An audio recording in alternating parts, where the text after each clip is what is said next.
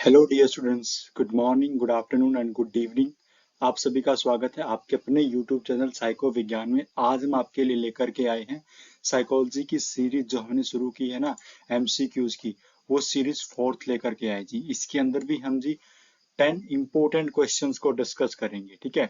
और साथ में लास्ट में एक क्वेश्चन हम ऐसा रखेंगे जो जिसका आंसर आपको देना होगा, ठीक है। तो कमेंट में उसका आंसर भी देना है, वीडियो को पूरा जरूर देखना है। उससे पहले क्या करना है जी, हमें शेयर करना है, सब्सक्राइब करना है और कमेंट भी करना है जी साइको विज्ञान यूट्यूब चैनल को। तो चलिए, आज का हमारा वीडियो बड़ा इंटरेस्टिंग होने वाला है, शुरू करते हैं जी। यस, सबसे पहले क्वेश्चन है जी, व्हेन एन ऑपरेंट रिस्पॉन्स। देखिए, ये बात कर रहा है किसकी जी, स्किनर की ऑपरेंट कंडीशनिंग थ्योरी की बात कर रहा है। When operant response is build up by method of successive approximation. ये कह रहा है कि अगर आपका जो रिस्पॉन्स जो कर रही हैं वो क्या है, बिल्डअप हो रहा है किस मेथड से, सक्सेसिव अप्रोक्सीमेशन से, वो क्या कहलाता है। स्किनर का ही ये कॉन्सेप्ट है, वो तो क्या कहलाएगा जी, वो कहलाएगा हमारा शेपिंग। वो क्या कहलाएगा जी, हमारा शेपिंग कहलाएगा, ठीक है ना। क्योंकि हम क्या कर रहे हैं, हम सक्सेसिवली क्या स्टेप बाय स्टेप उसको अप्रोक्स कर रहे हैं उस रिस्पॉन्स को, तो वो क्या कहलाता है, वो शेपिंग कहलाता है। Getting my point? Yes, next question. The activate portion of the long term memory is called. वो कह रहा है कि जी जो हमारी लॉन्ग टर्म मेमोरी है उसका एक्टिवेटिंग पोर्शन क्या कहलाता है। देखिए, इसमें ये कहना चाहता है कि हमारी एलटीएम जब हमारी एलटीएम हम रिकॉल कर रहे हैं, एलटीएम को जब रिकॉल करेंगे ना, एलटीएम को हम कभी भी रिकॉल नहीं करते। कैसे करते हैं उसको, हम उसको कन्वर्ट करते हैं किसके अंदर, वर्किंग मेमोरी के अंदर, ठीक है ना। तो हमारा जो एक्टिव पोर्शन होता है ना लॉन्ग टर्म मेमोरी का, वो क्या कहलाता है जी, हमारा वर्किंग मेमोरी कहलाता है। एलटीएम को हम जब कॉन्शियसली रिकॉल करते हैं उसको बोलते हैं वर्किंग मेमोरी बोलते हैं। नेक्स्ट क्वेश्चन है जी, नेक्स्ट क्वेश्चन है जी हमारा। नेक्स्ट क्वेश्चन में क्या कह रहा है जी, a substance that can act directly on the brain receptor to stimulate the thirst. ये पूछ रहा है कि ऐसा कौन सा सब्जेक्ट आपका सब्सटेंस है जो नीचे दिए गए उनमें से जो आपकी थर्स्ट को स्टिमुलेट करता है, यानी आपकी जो थर्स्ट के लिए रिस्पॉन्सिबल होता है, वो कौन सा केमिकल सब्सटेंस है। वो है जी हमारा एंजियोटेंसिन। वो है जी हमारा एंजियोटेंसिन जो हमारा थर्स्ट के लिए रिस्पॉन्सिबल होता है जी। चलिए नेक्स्ट क्वेश्चन करते हैं जी। Galton attempt to measure intelligence in order to demonstrate that intelligence was determined by। यानी वो कहता है कि गाल्टन ने जो अपना एक्सपेरिमेंट किया था ना, उसके बिहाफ पे वो कहता है, वो पूछता है कि इंटेलिजेंस जो डिटरमाइन होती है वो डायरेक्टली किससे होती है। वो होती है जी आपकी हेरिडिटरी से। अकॉर्डिंग टू गाल्टन हमारी जो इंटेलिजेंस है वो कहाँ से आती है, हमारी हमारे जनरेशन के थ्रू में हमारी तरफ आती है, जीन्स के थ्रू हमारी तरफ आती है, तो क्या आती है, हेरिडिटी कहलाता है जी। नेक्स्ट क्वेश्चन है जी, यस, आपको मैचिंग करनी है जी। गिलफर्ड, कैटल, वेस्लर और बिने, इनको इनके साथ हमें क्या जी, मैचिंग करनी है। यस, जी फैक्टर। देखिए, गिलफर्ड की बात करते हैं। गिलफर्ड की जो थ्योरी थी ना, वो थी आपकी स्ट्रक्चर मॉडल। और स्ट्रक्चर मॉडल में क्या है जी, उसमें उन्होंने बताया है जी कंटेंट एंड ऑपरेशन के बारे में, ठीक है जी। कैटल कैटल ने फ्लूइड अटेंशन क्रिस्टलाइज इंटेलिजेंस के बारे में बताया, तो कैटल क्या हो जाएगा हमारा, फ्लूइड इंटेलिजेंस। वेस्लर बात करता है, जो हमारा वेस्लर जो हमारा टेस्ट है इंटेलिजेंस का, उसके अंदर एक फैक्टर होता है परफॉर्मेंस फैक्टर। और बीने का क्या हो जाएगा, बीने का हो जाएगा measure of the ji factor. Ji factor को मेजर करने के लिए जो टेस्ट बनाया वो बीने ने बनाया, ठीक है जी।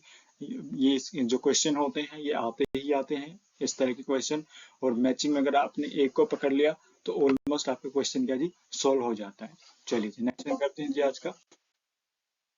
ए monocular cues to distance is perspective drawing is. एक मोनोकुलर क्यूज आपको ढूंढना जो डिस्टेंस के ऊपर काम करता है जी, ठीक है ना। डिस्टेंस के ऊपर क्या होता है, लीनियर पर्सपेक्टिव होता है।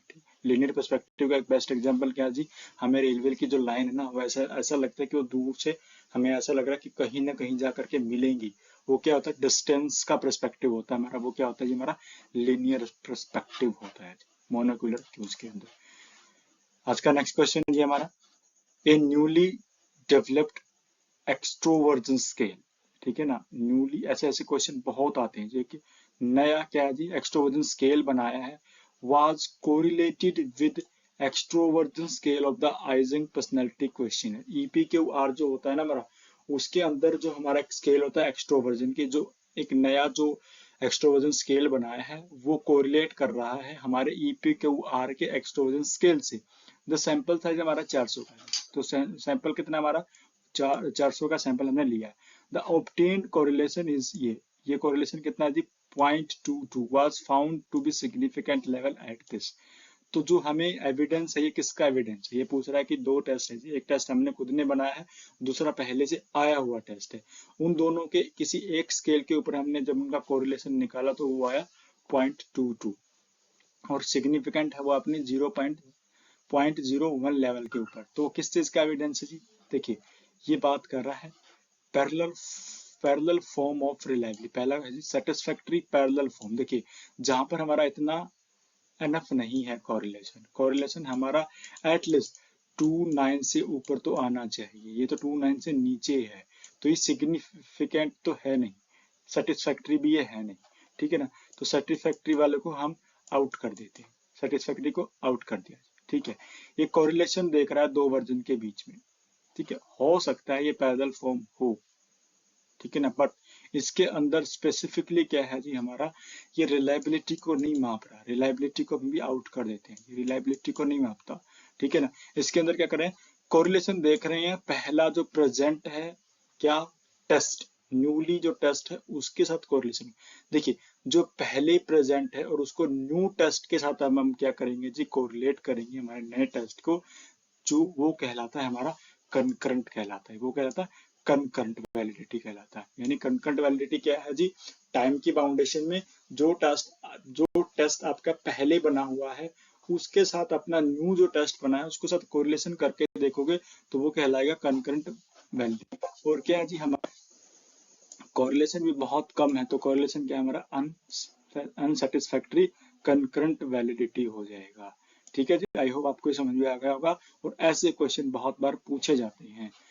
नेक्स्ट क्वेश्चन है जी, while computing inter item relation, inter item correlation दो होते हैं जी, तो इंटर आइटम कोरिलेशन, एक होता है आपका item reminder correlation. In an ability test which of the following should be referred, ठीक है ना। ये पूछ रहा है कि इंटर आइटम कोरिलेशन जब हमें निकालना है तो कौन सा टेस्ट जो है आपका स्टैटिस्टिकल टेस्ट, कौन सा कोरिलेशन का मेथड बहुत रेफर होता है जी, वो होता है मेरा फाई कोरिलेशन, वो होता है मेरा फाई कोरिलेशन। हमारा जो पॉइंट बाय सीरियल कोरिलेशन है वो होता है हमारे आइटम रिमाइंडर के लिए, आइटम रिमाइंडर कोरिलेशन निकालेंगे तो उसके लिए क्या है जी, फ्री के क्वेश्चन आते ही आते हैं। पॉइंट बाय सीरियल होगा तो आइटम रिमाइंडर है, फाइव कोफिशिएंट की बात हो रही है तो इंटर आइटम कोरिलेशन निकाल रहे हैं। आइटम रिमाइंडर को टोटल कोरिलेशन भी बोल देते हैं जी, total correlation, total item correlation वो बोल देते हैं जी। चलिए जी, यस नेक्स्ट क्वेश्चन है जी हमारा, in classical conditioning, classical conditioning के अंदर लर्निंग क्या होती है ये पूछ रहा है जी, ठीक है ना। क्लासिकल कंडीशनिंग के ऊपर मैं पहले भी एक वीडियो डाल चुका हूं अपने यूट्यूब चैनल पर, डिस्क्रिप्शन में आपको लिंक मिल जाएगा, वो जरूर देखना, क्योंकि बहुत सारे क्वेश्चन पूछे जाते हैं इससे। और यूजीसी जिस तरह से क्वेश्चन पूछती है मैंने उसी तरह से इसकी वीडियो भी डाल रखी है ना, तो वो भी आपको देखनी है तो वो भी देख सकते हैं, लिंक आपको डिस्क्रिप्शन बॉक्स में मिल जाएगा। पहला आंसर क्या जी, स्टिमुलस ऑटोमेटिकली प्रोड्यूस, ठीक है ना, स्टिमुलस ऑटोमेटिकली प्रोड्यूस करता है, रिस्पॉन्स प्रोड्यूस करता है without A prior history of the experience. ये कहता है कि बिना किसी प्रायर एक्सपीरियंस के एक स्टिमुलस रिस्पॉन्स प्रोड्यूस करता है, ऐसा नहीं होता। पेवलोव की तो कंडीशनिंग यही थी कि आपके साथ क्या है जी, हम क्या करवाएंगे, पेयरिंग करवाएंगे, बहुत सारी पेयरिंग करवाएंगे, यानी वो एक्सपीरियंस करवाने के बाद ही तो रिस्पॉन्स प्रोड्यूस करता, तो यह हमारा जी पहला आंसर नहीं होगा।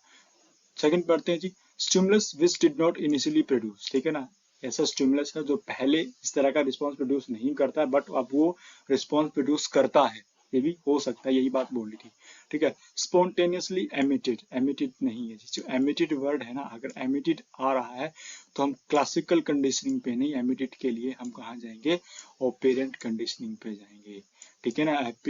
एमिटेड क्या होता है जी, ऑपेरेंट होता है, वो कॉन्सिक्वेंस के ऊपर बेस है। ऑपेरेंट कंडीशनिंग क्या कहती है कि जो हम बिहेवियर सीखते हैं वो कॉन्सिक्वेंस से सीखते हैं, ठीक है।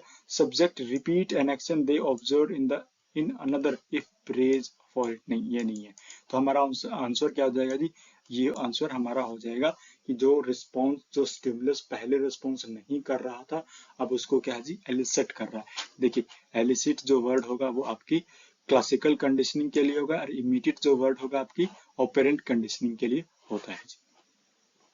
चलिए जी, आज का next and the last question करते हैं जी हम। प्रोफाउंड एंटीरोग्रेड एमनेसिया, ठीक है ना, एंटीरोग्रेड एमनेसिया एक तरह का डिसऑर्डर होता है जी, ठीक है। वो किस ब्रेन के किस पार्ट में इंजरी या सर्जिकल होने के कारण होता है जी। इंटीरोग्रेड एमनेसिया किसके कारण होता है जी, वो होता है हमारा हिप्पोकैम्पस। अगर हमारे हिप्पोकैम्पस में कहीं भी प्रॉब्लम आ जाती है किसी भी तरह से, एक्सीडेंट से या सर्जिकल से, तो उसके कारण कौन सा डिसऑर्डर होता है जी हमें, वो होता है जी प्रोफाउंड इंटीरोग्रेड एमनेसिया होता है। आई थिंक आपको ये समझ में आ गए होंगे सारे के सारे क्वेश्चन, और बहुत इंपॉर्टेंट क्वेश्चन है जी, ठीक है। अगर नहीं भी समझ में आते तो एक बार वीडियो को दोबारा भी देख सकते हैं। और क्या करना है जी, आज का हमारा जो नेक्स्ट क्वेश्चन है, मैंने आपको बोला था कि आपको इसका आंसर क्या है जी, आपके कमेंट में बताना है जी। मैं इसका आंसर नहीं बताऊंगा, इसका आंसर आपको बताना, ताकि आपकी भी तैयारी साथ साथ में होती रहे।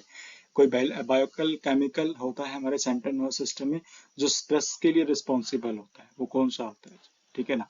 वो आपको ढूंढना है, ढूंढ के आपको कमेंट के अंदर बताना है, शेयर करना है जी, सब्सक्राइब करना है, और लाइक भी करना और कमेंट भी करना है कि इसका आंसर क्या हो सकता है इन चारों में से। चलिए जी, आज ये थी हमारी आज की वीडियो।